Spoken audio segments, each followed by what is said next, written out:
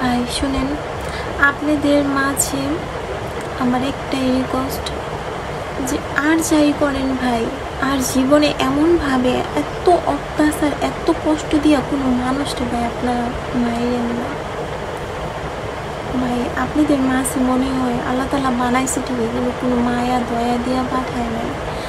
একজন মানুষ চুরি করছে, ধরলাম সে, আপনারা তো শুনছেন এই লোকটা হয়েছে একটু মাথায় সমস্যা, কী কারণে কি হয়েছে এটা সবাই শুনছেন। তো আপনারা বাড়িতে ফোন দিয়া ছেলের ব্যাপারে বলছিল, বইলা সারা টাকাও চাইছেন, বলছে পুলিশের হাতে তুলে দিতে। আপনারা এত কষ্ট দিয়ে মারছেন ভাই, এই মানুষটারে এত কষ্ট দিয়েছেন, মনে হয় জন্মের পরে আজ পর্যন্ত কোনো মানুষ দেখে নাই যে একটা মানুষটা এত নির্যাতন এত কষ্ট দিয়ে মানুষ মারতে পারে।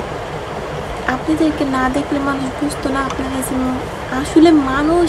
আমার মনে হইতেছে ভাই আমরা তো ছোটোখাটোই একটা মানুষ, তেমন বড় কিছু না। বলতে পারবেন যে আজকে কেন বলতেছি ভাই, খুব কষ্ট লাগছে ভাই।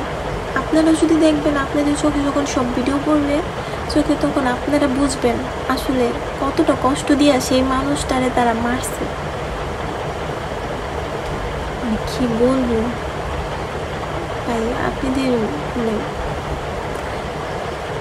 কি বলবো, আমার কিছু বলার ভাষা নাই। আমার এত কষ্ট লাগতেছে এই লোকটারে, এত তারা যত্ন করে খাওয়ায়া, এখন কীভাবে পারলি এত কষ্ট দিয়ে মারতে?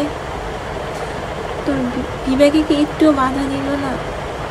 কীভাবে পারলেন ভাইয়ারা আপনারা এতগুলা মানুষ মিলে একটা মানুষকে এতটা কষ্ট দিতে?